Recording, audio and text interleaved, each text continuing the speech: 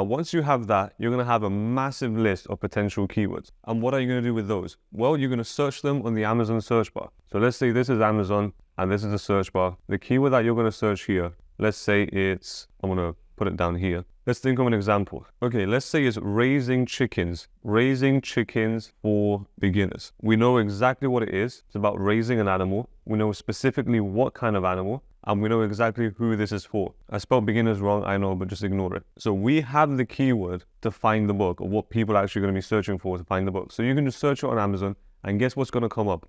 A bunch of books related to this keyword. Now, what happens if you click on these books? Well, when you click on these books, you can actually scroll down, and then there's going to be, just going to take this away. Let's say I clicked on the first book. The book is going to be here. You're going to have your title, subtitle, little description here, buy button here, and then down here, you're going to have some carousels with even more books. Now, guess what? These books are related to the book that you just clicked on. So what does that mean? If this is a how to raise chickens, this can be how to raise goats. This can be how to raise birds. This can be how to raise crocodiles, how to raise an elephant, how to raise a hamster. These related ones are going to give you even more niches in the niche that you just picked. So those keywords that you found, let's say you found 30 or 40 or 50, not keywords, niches that you found. If you found 30 of those, each one of them will give you another 3. So now automatically you can find 90 different potential niches. Now, the more potential niches that you find, the more you can go through afterwards and pick the one that has the highest chance of success for you. So you have categories and you have carousels. Those are the 2 main ways that I like to find potential niches. I'm not going to publish in all of them. I'm probably just going to publish in one. But the more I have here, and usually I go for over 100. When I first started out, now I kind of know what I'm looking for. But when I first started out, I had a sheet with over like 350 different sub niches with keywords. And I was going through and testing each and every single one of them. And I found one that I really liked. And guess what happened to that one that I really liked? It gave me 10K a month. So if you're sitting there thinking, but why would I try and find, just do it. It's so easy. It's the easiest part of the whole journey. Just put some music on and go scroll through the whole of Amazon and try and find different subcategories and make your list. The bigger your list, the more the potential books that you can possibly publish in. Okay, so that's great. That's the research part done. But guess what? You still don't really know which one to publish in, correct? Correct. So how do you figure that out? Well, we did the research and now it's time to validate which niche we are going to publish in. And how do you validate a niche? Before we validate the niche, I just need to tell you, if you have any niches with sexual content or drugs or addictions or abuse or anything like that, Amazon is not going to let you advertise later on.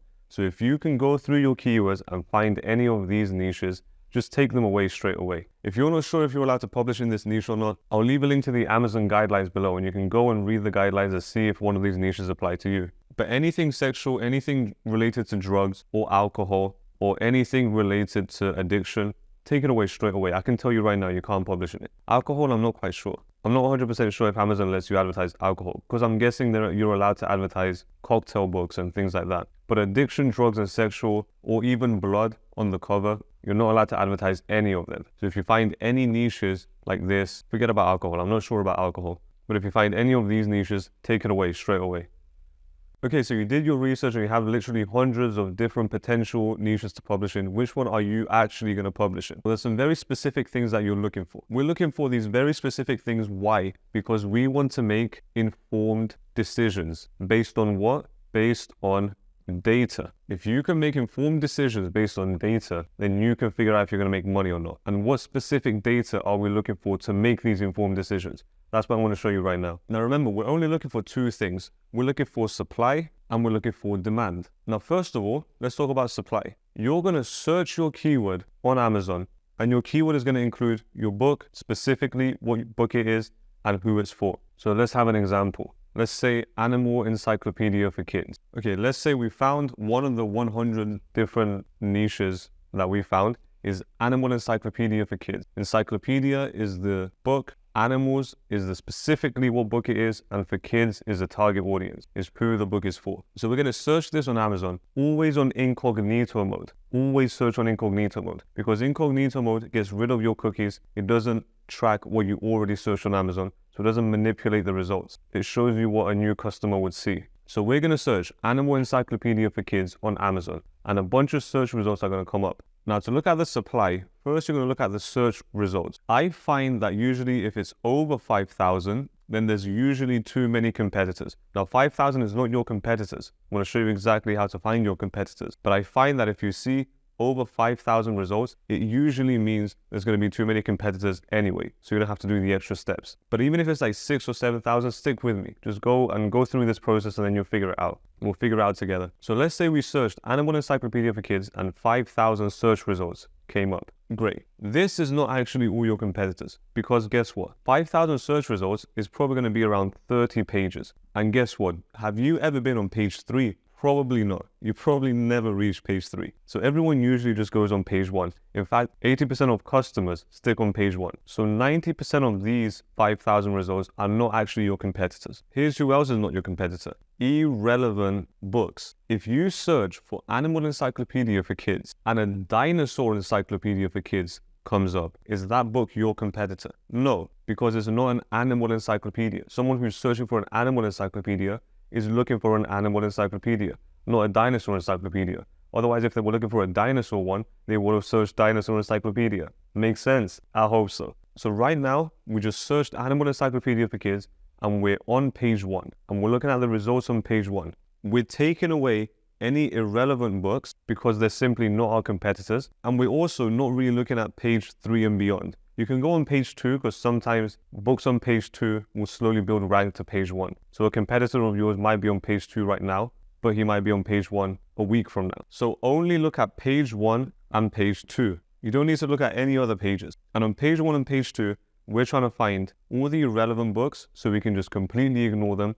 And we're also trying to find books that are related to this, that are Animal Encyclopedia for Kids, that are not selling. If they're not selling, guess what? No one's buying them. And if no one's buying them, that means they're not your competitor. Your competitor is someone who decides to buy someone else's book apart from yours. That's why you're competing. Just like if you have a woman with you and you're walking down the beach and there's a homeless guy, you're not thinking, oh, this homeless guy is going to steal my woman. No, she's not even looking at the homeless guy. She's with you. The homeless guy is not your competitor. So the books in the niche, even if they're closely related to what you searched, if they're not selling, they're not your competitor. So irrelevant books are not your competitors. Books on page 3 and beyond are not your competitors. And books that are not selling are not your competitors. So who are your competitors? Well, only the books that are selling are your competitors, that are closely related to what you searched. So any Animal Encyclopedia for Kids that is selling is your competitor. And if they're selling on page 1 and page 2, just like we said. So any Animal Encyclopedia for Kids that's selling on page 1 and 2 is your competitor. Those are the books that you're trying to count. And how many are you trying to count? We said at the beginning, around 2 to 8. If you can find around 2 to 8, if it's 9, that's okay. If it's 10, it's still fine because it's not really about the numbers. It's about making a really good book. But we're going to talk about that later. If you can find around 2 to 8 competitors, then great. You understand that there's low supply. But guess what? How do you figure out if they're selling or not? How do you know if this guy's selling and this guy's not selling? Well, it's actually super simple. I'm going to show you right now. When you go on Amazon, each and every single book has an ABSR number. What does that mean? That's an Amazon bestseller rank, as if that told you anything. So what does this actually mean? What does an Amazon bestseller rank mean? Well, if we take every single book on Amazon and we put them in a race, okay, this right here is my book. This right here is your book. This right here is another guy's book. Here's another book. And it's all the books on Amazon. Each one of these gets given a number. This is 10,000. This is 7,000. This is 800. This is 20. And this is 7. And this right here is number, that's not even a square. This is number 1. The number that the book is given is the position in that race. So the guy who is closest to the finish line, this is the finish line. The book that is closest to the finish line is the book with the lowest number because it's their position in that race. But guess what? Books can't race. They don't have any legs to run or whatever. So what does this number actually mean? Well, the race is determined by the amount of sales each book is making. So if I had to tell you, how many sales is this guy making? Is this guy making more than this guy? No, because his number is higher. He's behind in the race. This guy's in front of him. So this guy on 10,000 might be making 10 sales a day. This guy on 7,000 might be making 12 sales a day. This guy on 800 or whatever I wrote there might be making 20 sales a day. This guy on 20 might make 100 sales a day. This guy on 7 might make 1,000 a day. And this guy on number 1 might make 2,500 sales a day. So the closer they are to the finish line, the closer they are to number 1, the lower the ABSR number, the more sales they're making. And the best part is, if you can find the ABSR number of a book, then you can know exactly how many sales they're making a day. Not exactly, but roughly, because it's constantly changing. So you can see who's selling and who's not selling just by looking at the ABSR number of a book. And how do you find that ABSR number of a book? I'm going to show you that right now. The tedious way of finding that number is by simply going on Amazon, clicking on a book, and then you have to scroll down. A little bit before the reviews, there's an information section. And in there, you can see your Amazon bestseller rank for that book. Now, that way's a bit tedious. So what I like to do is I use a Chrome extension called Amazon DS Quick View. This Chrome extension can basically show you the ABSR number of every single book directly from the search results. So I search Animal Encyclopedia for Kids, and 20 books show up in the search results. Under each book, it will be the ABSR number straight away. I don't have to click on it, I don't have to scroll, I don't have to do anything. It's right there in my face. So I can immediately see this book's selling, this book's not selling. But I know what you're asking. Well, what's a good ABSR number? Amazing question. Well done. I'm glad you're paying attention. A really good ABSR number is anything around 100,000 or below. I count this as selling. In 6 months' time, maybe this number increases or decreases, because the more books that are getting published by Amazon or on Amazon, the more the number will constantly change. Because if there's 1 million books now, 1 million ABSR number is the highest number. But if in 7 weeks' time, there's 3 million books, then the ABSR number will have to change for all the books. So right now, anything around 100,000, I count as selling. I think around 100,000 is around 1 sale a day. 50,000 is, I don't even know, I would say 10 sales a day, maybe 7 sales a day. If you reach under 1,000, that means you're making a bunch of sales a day. Now, there's a calculator online. I'm going to leave a link to it down below. But there's a calculator online that you can go in, type a book's ABSR number, and you can go and see exactly how many sales they're making. Now, by the way, there's a bunch of different marketplaces. There's US, there's UK, there's Canada, there's Germany. There's a bunch of other ones as well. Each one of these marketplaces has a separate ABSR number. So I can publish a book in the US and have an ABSR number of 1,000, but in the UK, it might be 7,000. And in Canada, it might be 16,000. Every single marketplace has its own ABSR number, so it's not all connected. But anyway, now that we know how to find the supply,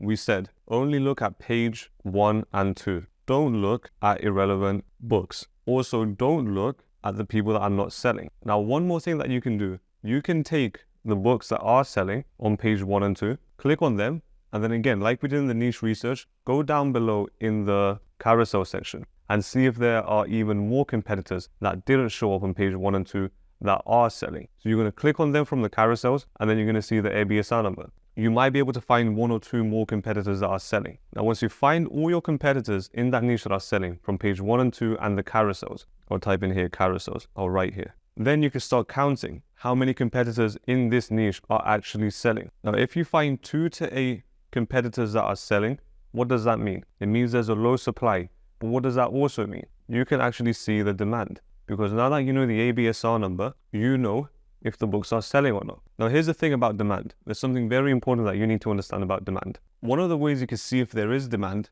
is if you type in Animal Encyclopedia on the Amazon search bar and you don't search for it and you just give it a second or two, the Amazon autocomplete is going to start showing you relevant search terms. Now, these relevant search terms, the only reason they're popping up in the autocomplete is why? Because people are searching for them. And if people are searching for them, what does that mean? It means they're looking for them. It means there is demand. So if Animal Encyclopedia is typed in on the search bar and then for kids pops up as well, it means people are searching for Animal Encyclopedia for kids. So automatically there is demand. Not 100%, but it's a good indication that there's demand. Now, if you go in and you see that the ABSR number of some of your competitors is super low, then what does that mean? That confirms that there's demand. Because if it's a low ABSR number, what does that mean? It means the books are selling. And what does that mean if it's a low supply and there's only 2 to 8 and the books are selling? It means if you go in and make your brand new book, your book is going to start selling, assuming you do everything else in this course correct. Now, I'm going to show you something that not a lot of people talk about. Before I go into it, by now, you should have had 100 or so different potential niches. But guess what? Not all of these 100 potential niches followed the supply and demand rule. So some of them might have a high supply, others might have a low demand. But what you're going to do is obviously eliminate the ones that don't match up. So you can go in, type in your keyword and see Are competitors selling? Oh, no one is selling. Delete that. Remove it straight away. Next keyword. Is there low supply? Is there low demand? Next keyword. Is there low supply? Is there high demand? And keep going until you find the keywords with low supply and high demand. You might only find 4 different niches. That's okay, because these are 4 potential niches that you can actually publish in and make money. So the more you have in your list at the start, then the more niches you can go through and actually publish in.